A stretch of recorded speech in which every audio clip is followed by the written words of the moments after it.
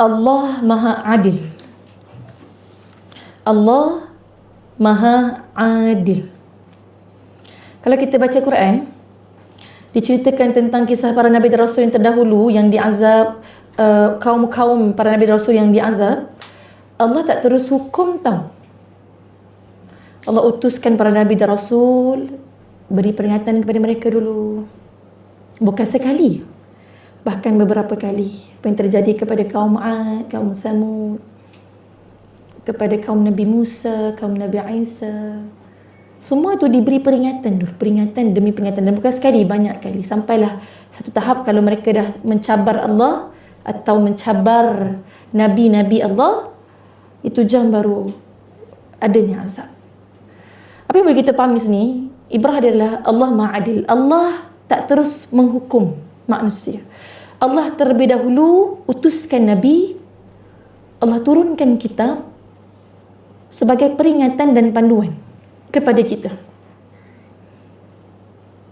Di hari akhirat baru Allah akan hukum. Inilah bukti keadilan Allah Subhanahu wa taala. Surah Al-Isra, dalilnya surah Al-Isra ayat 15. Surah Al-Isra ayat 15, a'udzu billahi minasyaitonir rajim. Wa ma kunna mu'adzibina hatta nab'atha rasula. Kami tidak akan mengazab sebelum mengutuskan kepadamu seorang rasul. Subhanallah, ini adalah rahmat Allah. Salah satu sifat Allah, Allah Al-Adlu, Allah Maha Adil. Allah tahu fitrah manusia ni, manusia takkan berubah hanya kerana nasihat semata-mata. Maka mereka memerlukan ilmu, petunjuk melalui kitab-kitab. Allah turunkan Al-Quran. Ada dalil, ada contoh keadaan umat-umat terdahulu, jangan buat, dah beri peringatan demi peringatan. Ada hikmah, Allah utuskan Rasul, subhanallah. Itu pengajaran yang pertama. Pengajaran yang kedua, hidayah ni memerlukan hati yang terbuka ataupun / hati yang bersih.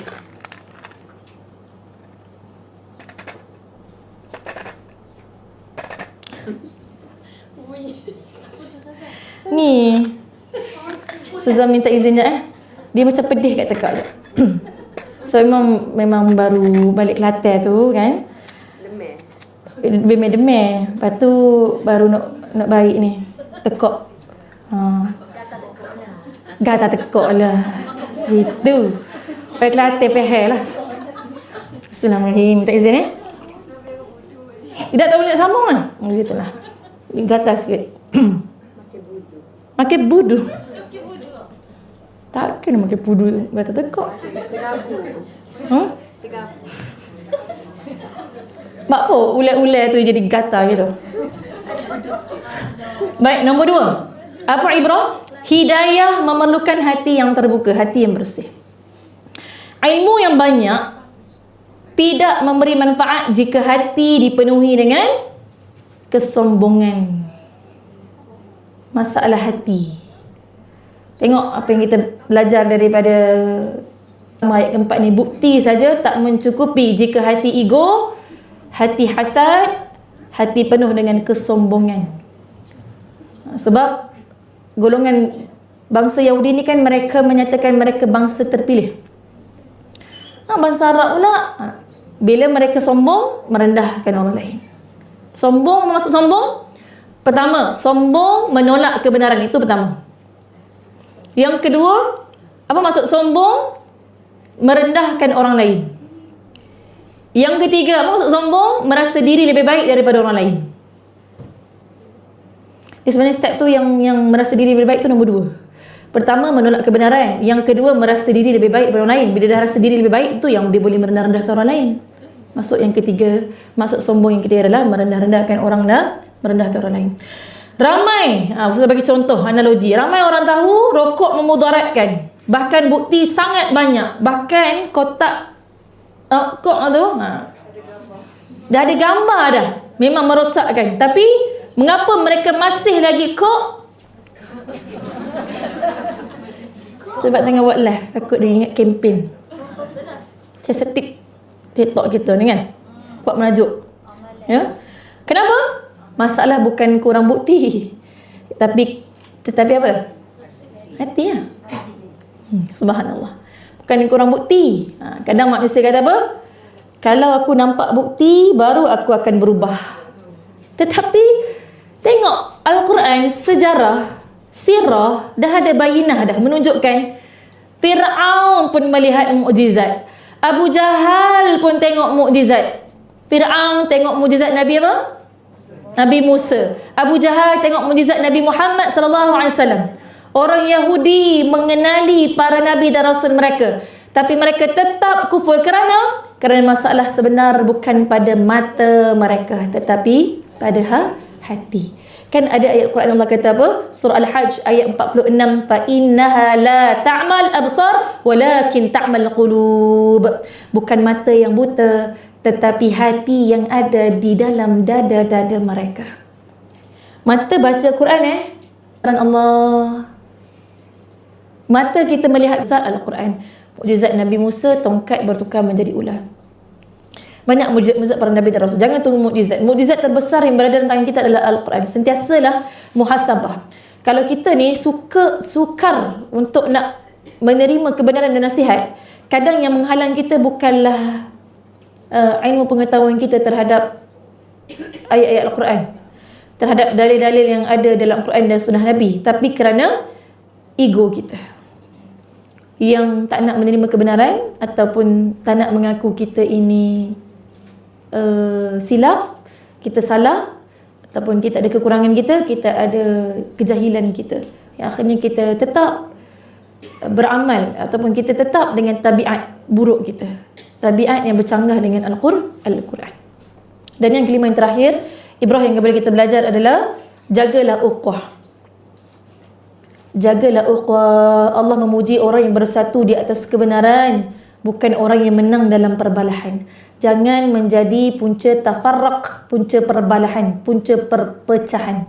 Perbezaan pandangan yang beradab, dia boleh jadi satu rahmat Allah Subhanahu Wa Taala, satu kebaikan, satu bentuk kasih sayang. Tapi kalau menjadikan perbezaan sebagai sebuah yang boleh membawa kepada perpecahan dan permusuhan, itu adalah perkara-perkara yang tidak baik, yang bercanggah dengan ajaran Al-Quran. Seperti mana kesan daripada menolak kebenaran, akhirnya orang-orang ahli kitab dan juga orang-orang musyrikin berpecah belah di antara mereka. Wallahu ta'ala alam, cukup sekadar itu saja. Maka tuan-puan, sahabat-sahabat dirahmati Allah Subhanahu Wa Taala, ayat ini mengajarkan kepada kita, ya, Allah telah memberikan kepada kita. Saya nak tanya, Allah dah beri ke belum kepada kita bukti yang jelas? Allah Subhanahu Wa Taala dah beri ke belum kepada kita bukti yang nyata? Di mana? Di dalam Al-Quran.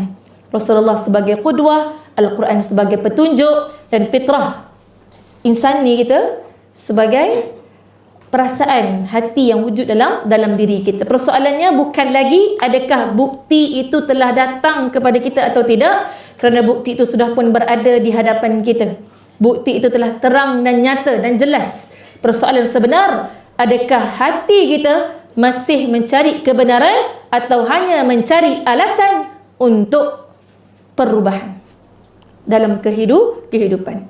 Semoga Allah SWT menjadikan kita dari kalangan hamba-hamba Allah yang benar-benar dapat beramal dengan segala ilmu yang kita belajar, benar-benar dapat menjadi ahlul Quran, benar-benar akan hati kita tunduk dan akal boleh menerima, dan anggota kita terus beramal dengan segala isi kandungan Al-Quran. Moga-moga Allah rezekikan kita berada dalam atas jalan-jalan istiqamah. Allahumma ya muqallibal qulub, thabbit qulubana ala dinik wa ala ta'atik. Wahai Allah yang maha membolak-balikkan hati, tetapkanlah hati kami ya Allah pada jalan kebenaran ya Allah, pada jalan agamamu ya Allah.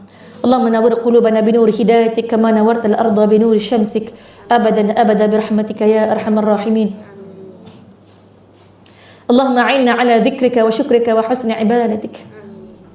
Bismillahil syafi, bismillahil kafi, bismillahil mu'afi, bismillahil wafi, bismillahir rabbis samawati wal ard. Bismillahil ladzi la yadurru ma'a ismihi syai'un fil ardi wa la fis samaa'i was samiul 'alim.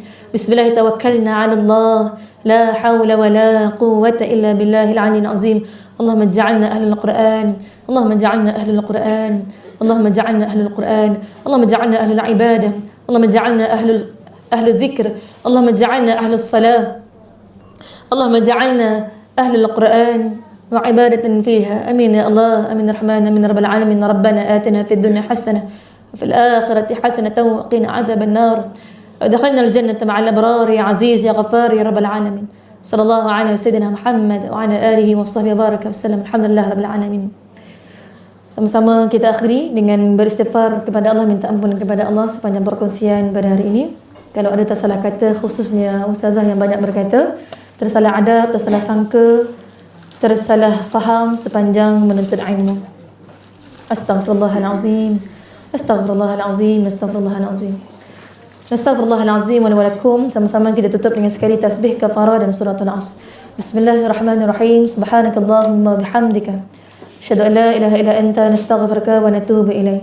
Bismillahirrahmanirrahim. Wal 'asr innal insana lafi khusr illa alladhina amanu wa 'amilus solihat wa tawassaw bil haqq wa tawassaw bis sabr. Naqulu qawli hadha wa nastaghfirullahal 'azim wa li wa lakum. Wabillahi taufiq wal hidayah. Wassalamualaikum warahmatullahi wabarakatuh. Maafkan saya doa.